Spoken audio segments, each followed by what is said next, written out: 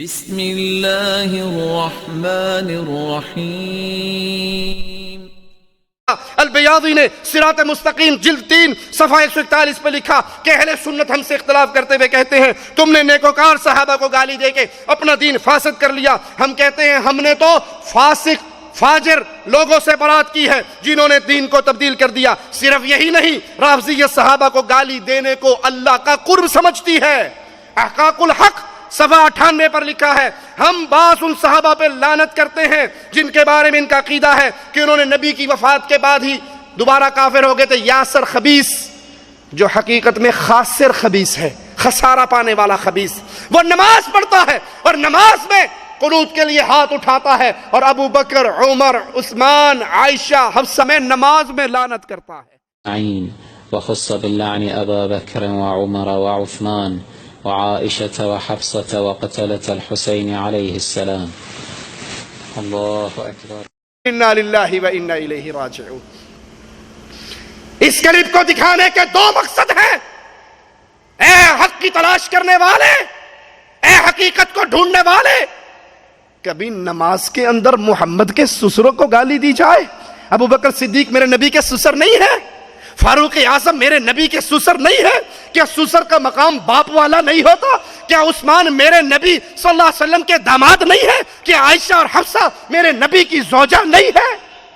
نماز میں ان کو گالی، جن کی عزت، جن کی عصمت، جن کی پاکیزگی عرش والا اپنے عرش سے بیان کرتا تھا، ان کو گالی دیتے ہو، نبی کے ساتھیوں کو گالی دیتے ہو اور اس کو اللہ کی قربت کا ذریعہ سمجھتے ہو۔ اور دوسرا سوال اے اہل توحید تم سے ہے، اے میری سنی قوم، یہ کلپ دکھا کے میں تمہیں جگا رہا ہوں کہ آج کفر اس حد تک بڑھ چکا ہے، وہ نمازوں میں ابو بکر کو گالی دے رہے ہیں، عثمان کو گالی دے رہے ہیں، عمر کو گالی دے رہے ہیں، حفصہ کو گالی دے رہے ہیں، خدیجہ رضی اللہ تعالی عنہا ان کے رسول صلی اللہ علیہ وسلم کی زوجیت میں آنے والی بیویوں کو گالی دے رہے ہیں۔ آپ کا اور میرا کردار اس کفر کو روکنے کے لیے کیا ہے؟ کیا جواب دو گے؟ قیامت کے دن اگر ابو بکر نے پوچھ لیا، عمر نے پوچھ لیا، عثمان نے پوچھ لیا، امی عائشہ نے پوچھ لیا، امی حفصہ نے پوچھ لیا، ہمارے وارث ہونے کے دعوے دار تھے تم، ہم سے محبت کے دعوے دار تھے، تم کہا کرتے تھے صحابہ کے وارث دھرتی پہ اہل سنت ہے، اہل الحدیث ہے، جب لوگ نمازوں میں ہمیں گالیاں دے رہے تھے تم نے کیا کیا تھا؟ تم نے میرے نبی کی بیویوں کی عزت کو بلند کرنے کے لیے کیا کیا؟ ارے ان کی عزت کو تو رب نے بلند کر دیا، لیکن دشمنوں کا منہ بند کر کے خود اپنے آپ کو تو جہنم سے بچا لو۔ آج یہ کیفیت ہے، میرے نبی کے صحابہ پہ لعن طعن ہوتی ہے، یہی خاسر خبیث سیدہ عائشہ کی وفات پہ جشن مناتے ہوئے کیک کاٹتا ہے، اس کیک پہ لکھتا ہے عائشہ فی النار۔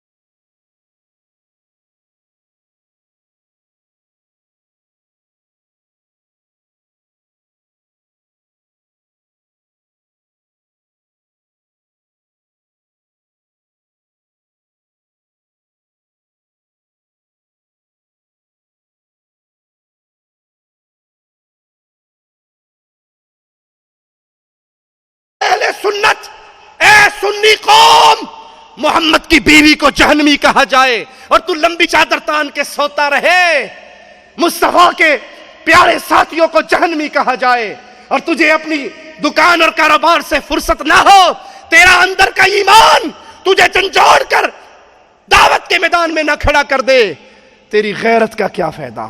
تیرے ایمان کا کیا فائدہ؟ تیرے مال کا کیا فائدہ اگر یہ مال امی عائشہ کی عزت کے دفاع پہ خرچ نہ ہوا؟ اللہ اپنے بندے ملک سلمان کی حفاظت فرما۔ حوثی رافضیوں نے اہل سنت پہ جو ظلم کے پہاڑ توڑے، تیرے اس بندے نے شیر بن کے ان کے اوپر جھپٹا مارا اور ان کو ان کے کفر خانے تک واپس لوٹایا۔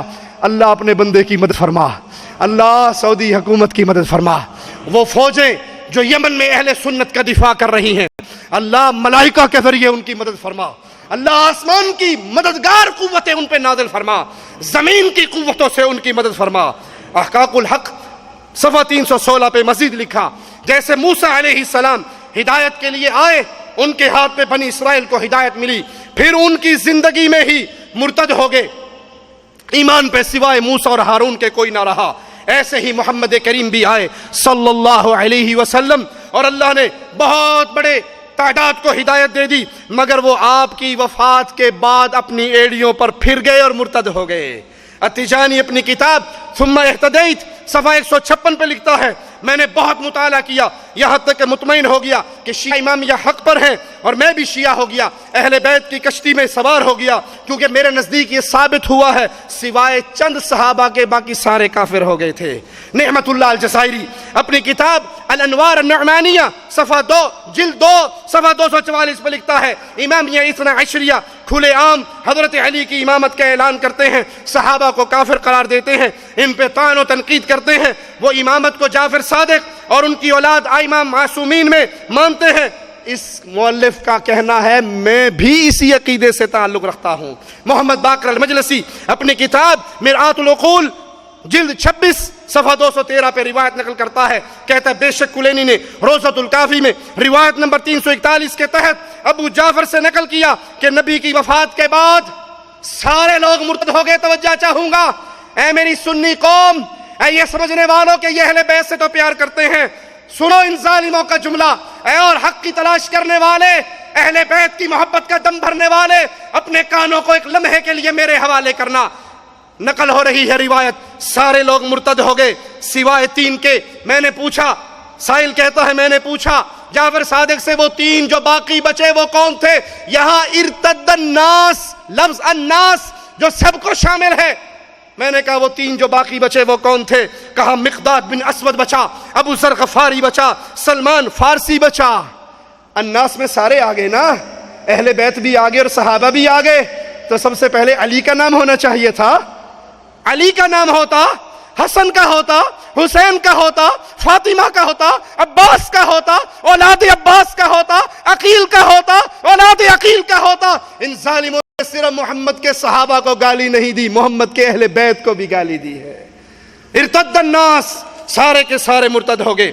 مرتضی محمد الحسینی نجفی اپنی کتاب السبع من السلف صفحہ 7 پہ لکھتا ہے، نبی کریم صلی اللہ علیہ وسلم کو آزمائش میں ڈالا گیا ان صحابہ کے ذریعے جو آپ کے بعد مرتد ہو گئے سوائے تھوڑے سے لوگوں کے۔ المجلسی نے بحار الانوار جلد 30 صفحہ 399 پہ لکھا، وہ روایات جو ابو بکر اور عمر اور ان طرح کے دوسرے لوگوں کے کفر اور ان پہ لعنت کرنے کو ثواب سمجھتی ہیں، ان سے برات کرنے پر دلائل دیتی ہیں، وہ اتنی زیادہ ہیں اگر ان کو جمع کیا جائے تو جلدیں اکٹھی ہو جائیں۔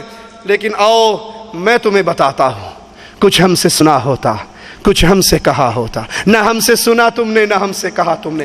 اے عقل مند انسان، اے عقل مند شیعہ جو حق ڈھونڈ رہا ہے، یہ وہ تصویر صحابہ کی جو تمہارے ذاکروں نے پیش کی۔ آؤ ایک تصویر اللہ کا کلام جو محمد کے مبارک دل پہ نازل ہوا وہ پیش کرتا ہے صلی اللہ علیہ وسلم۔ محمد الرسول اللہ والذین معاہ اشداء علی الکفار رحماء بینہم۔ محمد الرسول اللہ صلی اللہ علیہ وسلم جو ان پر ایمان لے کر آئے، وہ کفار پہ سخت، اہل ایمان پہ نرم۔ تراہم رکعا سجدا، تم کہتے ہو نعوذ باللہ وہ منافق تھے، مال کی تلاش میں آئے تھے، قرآن کہتا ہے وہ تو سجدے کر کر کے رب کو راضی کرتے تھے، وہ رکوع کر کر کے رب کو راضی کرتے تھے۔ یبتغون فضلا من اللہ ورضوانا، تمہارے ذاکروں نے جھوٹ بولا کہ وہ دنیا کی تلاش میں آئے تھے، قرآن نے سچ کہا یہ اللہ کی رضا کی تلاش میں آئے تھے، یہ اللہ کو راضی کرنے کے لیے آئے تھے، یہ اللہ کا فضل ڈھونڈنے کے لیے آئے تھے۔ انہوں نے مال لٹا دیا، عبد الرحمن ابن عوف نے مال بھی لٹا دیا، بیوی بھی چھینی گئی، بچہ بھی چھینا گیا، ایک رب کو راضی کرنے کے لیے۔ ان کی حالت سیماہم فی وجوہہم من اثر السجود، یہ ظالم جھوٹ بولتے ہیں جو ان کو منافق کہتے ہیں، میرا رب سچ فرماتا ہے کہ سجدوں کا نشان تو ان کے ماتھوں سے آیا ہے۔ ذالک مثلہم فی التوراۃ، یہ وہ لوگ ہیں جن کی مثال تورات میں ہے كزرع أخرج شطأه فآزره فاستغلظ فاستوى على سوقه يعجب الزراع ليغيظ بهم الكفار. آخری بات قرآن کہتا ہے ان صحابہ کی مثال جو کھیتیوں کو دیکھے تو کھلیان والا خوش ہوتا ہے. محمد اپنے صحابہ کو دیکھ کر خوش ہوتے تھے, اور جو صحابہ سے بغض کرتا ہے ليغيظ بهم الكفار, وہ کافر ہے جو محمد کے صحابہ سے نفرت کرے. امام مالک نے اسی آیت کی روشنی میں صحابہ کی تکفیر کرنے والوں کو کافر کہا. اللہ ہمیں اہل بیت کی محبت عطا فرما, ہمیں صحابہ کی محبت عطا فرما. اے اللہ ہماری مدد فرما, اہل ایمان کی مدد فرما, یمن میں اہل سنت کی مدد فرما. اے اللہ ان حوثی رافضیوں کو, ان کی تدبیروں کو, ان کی تدمیر بنا کے انہی پہ لوٹا دے. اقول قولی هذا واستغفر الله لي ولكم ولسائر المسلمين فاستغفروه انه هو الغفور الرحيم. اللہ کے دین کی دعوت اور لوگوں تک پہنچانے کے لیے اس ویڈیو کو ضرور لائک, شیئر, کمنٹ اور سبسکرائب کریں.